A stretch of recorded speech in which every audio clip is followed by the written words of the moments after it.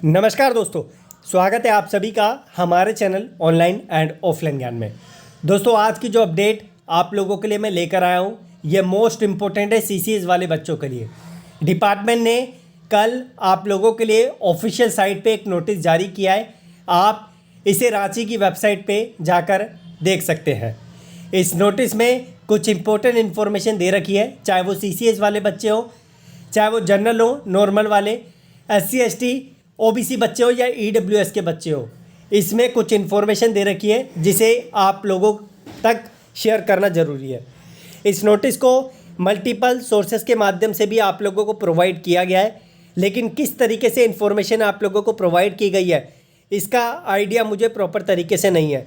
मैं अपने रिसर्च के बेस पे आप लोगों के लिए इन्फॉर्मेशन लेकर आया हूँ। इस नोटिस को मैंने टेलीग्राम पे भी शेयर कर दिया है। आप चाहें तो डिस्क्रिप्शन से टेलीग्राम से जुड़ के इस नोटिस को प्राप्त कर सकते हैं। इस नोटिस में जो इन्फॉर्मेशन है उसे बिल्कुल अच्छे तरीके से आप लोगों के सामने प्रेजेंट करूंगा। Addendum number 2 to corrigendum and amendment number 4 7/4/2022 को आप लोग जानते हैं एक नोटिस आप लोगों के लिए जारी किया गया था, जिसमें आप लोगों को कुछ इन्फॉर्मेशन दी थी 1/2019 की वैकेंसी को लेकर। उस नोटिस के बारे में भी मैंने आप लोगों को अच्छे तरीके से समझाया था, लेकिन आज का जो नोटिस है इसे भी आप लोगों को केयरफुली देखना ज़रूरी है। ये जो वैकेंसी है, ये जो नोटिस है, ये 6/12/2022 लिखा हुआ है, आप लोगों के लिए जारी किया गया है।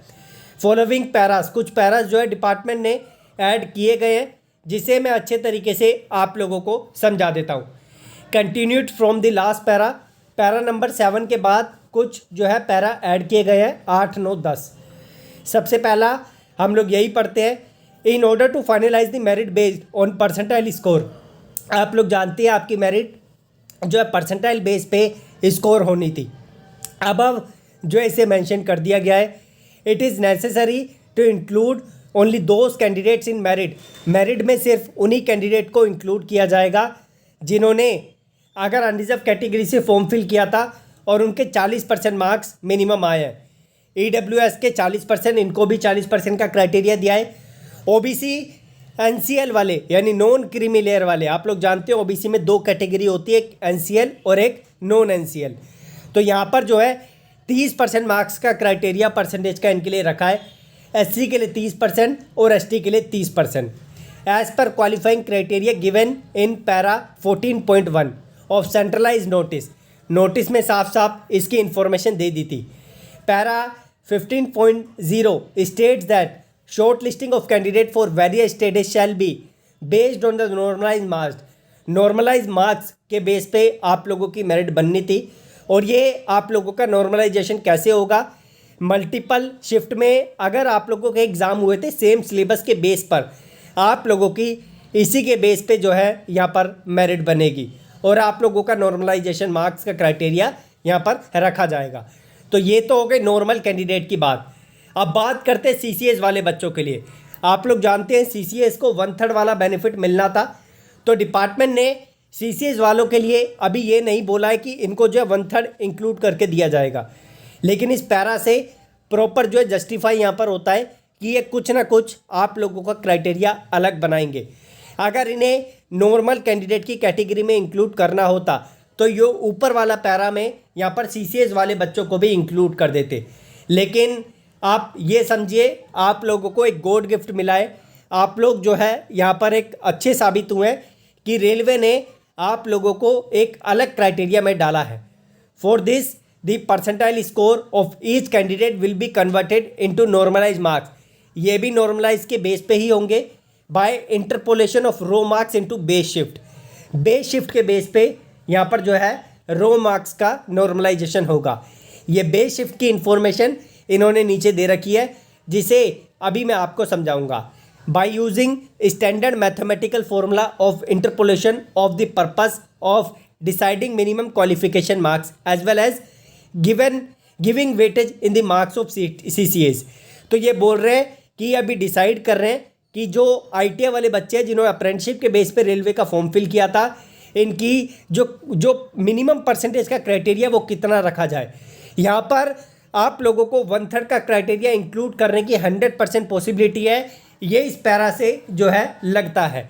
मैं दोबारा से बोल दूँ, अगर इनको 1/3 का क्राइटेरिया नहीं इंक्लूड करना था तो ये जो है ऊपर आप लोगों को मेंशन करके दे देते, लेकिन इस नोटिस से साफ जाहिर होता है कि आप लोगों को वो जो 1/3 वाला बेनिफिट है वो मिलेगा ही मिलेगा। दोबारा से बोल दूँ, अगर इनको नहीं देना होता तो ये ऊपर वाले पैरा में इस चीज़ को इंक्लूड कर देते।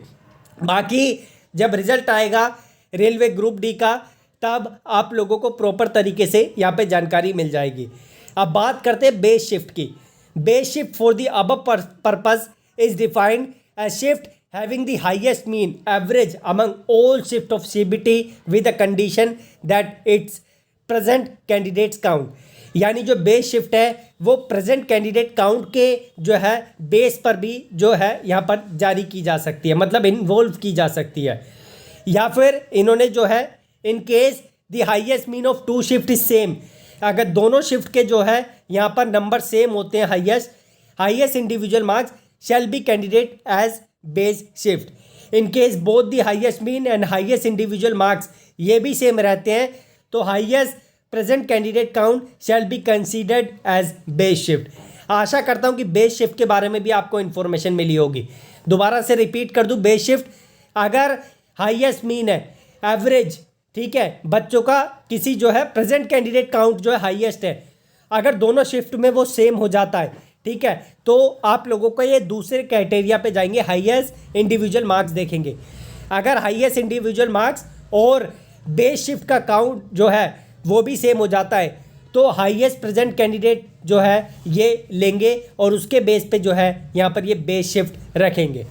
आशा करता हूँ कि इस नोटिस में जो इन्फॉर्मेशन दी है वो मैंने अच्छे तरीके से आप लोगों को जो है अवगत करवा दिया है। इनकेस अभी भी कोई इन्फॉर्मेशन आप लोगों को ऐसी लगती है कि मैंने मिस कर दी या आप लोगों को समझ नहीं आ रही तो कमेंट बॉक्स आप लोगों के सामने ओपन है, जाइए और कमेंट बॉक्स में अपने सवाल मेंशन कीजिए।